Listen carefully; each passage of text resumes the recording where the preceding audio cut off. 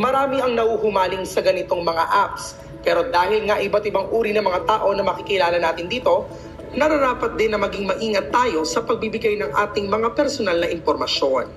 Paano nga ba natin makokontrol o mafi-filter ang pag-disclose ng ating personal information online?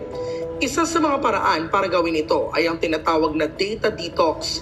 Ito ay ang proseso ng paglilinis ng ating online profile kung saan tinatanggal at nililimitahan natin ang mga hindi kailangang impormasyon na ating nilalagay at binabahagi online. Sa pamamagitan ng data detox, maaaring mapanatili natin ang ating kaligtasan at privacy sa social media at maging sa mga dating apps. Alamin kung paano nga ba gawin ang data detox at ang kahalagaan nito dito lang sa MIL 101. Mahalaga talaga na maging maingat tayo pagdating sa ating mga personal na impormasyon. Kaya naman ngayong umaga para gabayan tayo tungkol sa data detox at iba pang paraan para gawin ito ay mapapanayam natin si Professor Ruby Jean Fabros Deschailes. Magandang umaga Professor Ruby Jean, and ito po ay mula sa World City College Antipolo. Si Prof. Fee po ito. Good morning. Good morning. Good morning, Rise and Shine Pilipinas, sa lahat ng viewers. I think we've met through online before, ma'am. Kasama natin yung chair ninyo. But anyway, before we proceed with the personal talks, I want to first know, una po sa lahat, maaari niyo po bang ipaliwanag sa amin kung ano yung konsepto nitong data detox? Okay. Alright. Data detox, from the term detox, you will have to do cleansing. Okay? Kaya rin doon sa sinabi ko sa opening statement, no? Cleansing or paglilinis ng mga data na dapat ng mga data na hindi natin ginagamit, mga nabuksan natin, hindi natin ginagamit. We have to cleanse it. No? And I'm sure that most of the Filipinos, no, are aware with the kind of society we have now. Also especially the Gen or the youth of today who grew up with rapid digital changes. Alam nila, no, na merong risk, no, at merong mga dapat linisin. Okay? So with data detox, I have two definitions. The first one, sometimes data detox is called digital detox, where a person must take a scheduled break away from their gadgets.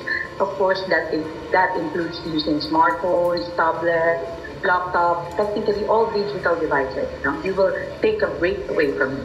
While the second one, data detox, is used by organizations nowadays, in the areas of civil society, academic institutions, libraries, museums, and even cultural centers, no? And other organizations and individuals who want to promote digital privacy or security, well-being, and of course, how to discuss misinformation. No?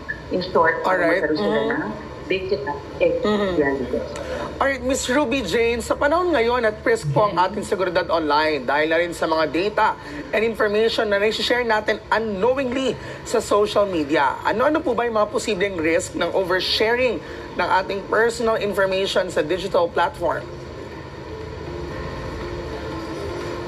Well, there could be a lot of risks, like identity theft, account takeover, or hacking, cyberbullying, password security issues, damage to reputation. In short, too many to mention talaga. You see, as we are experiencing advancements from time to time, yung mga cyber criminals, I call them cyber criminals, perpetrators, nag-upgrade din sila. And we can often see it on the news, nababalitaan natin yung mga kwento ng nascam. So, for me, data detox is a must para we can avoid those difficult situations. Alright, Ms. Ruby Jane, kasi sa paggamit ng dating apps, talagang binibigay natin yung ating mga personal information. Pero up to what extent? I thought this is good to discuss, no? Kasi hindi naman pwede sabihin na hindi maganda or dapat ipagbawal yung mga applications na ito, like yung specifically yung mga dating apps, no? Kasi they are part of the technological advancements that we have been experiencing. And to be honest, marami rin naman inspiring stories on how they have, found a partner or a friend online. But on the other hand, there are a lot of risks on dating apps, no? Like the online dating fraud, cyber scammers, cyber stalking, sexual abuse. So I guess all I'm saying in here is you should be aware, we must be aware of how much information is revealed on your profile. Okay? You have to take note that you do not know these people, or the people in that particular dating app. So you have to be very careful in sharing your personal information. Like do not give them access to your other social media accounts, which include with your other social media accounts. It includes where you spend time, photos of your family. You may also want to keep private, private where you went to. Private where you went to school or your employer, because making this information available means that even after you have blocked people through the dating app, they could still find you and they could still, do some horrible things. So you just have to be careful, have limits. Huwag agad-agad ibibigay or lahat-lahat ibibigay. But the good thing naman with with some online dating apps, they have security features in place designed to protect the people who use them. Okay.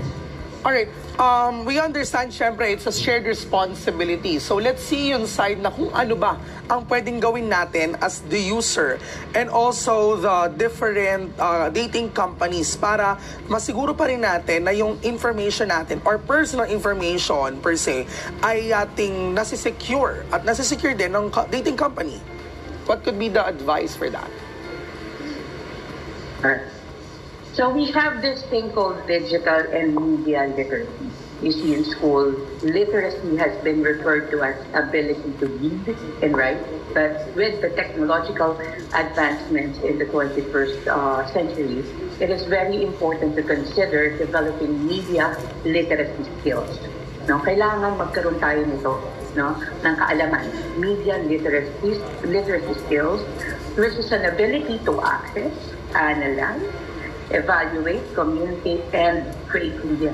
So you see, media literacy enables a person to become competent in processing and assessing the media.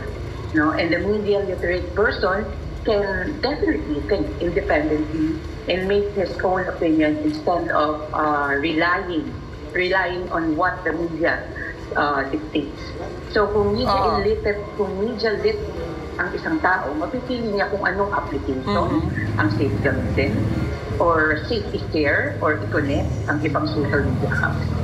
Alright. On that note, thank you so much, Ms. Ruby Jean Fabros des Chailes, sa pagbabahagi sa amin ng inyong kaalaman sa usaping ito at sa paglalaan ng oras para sa amin ngayong umaga. Maraming salamat po. Ayan mga ka-RSP para dun sa mga mahilig mag-swipe left and right sa mga dating apps, ingat-ingat sa pagbabahagi ng inyong personal information dahil baka imbes na pag-ibig ang mahanap ninyo, ay baka mauwi kayo sa panganib at sakit ng ulo. Pero syempre, higit sa lahat, ang pinakamalaga rito ay mahanap natin ang ating the right one at hindi na maloko pa.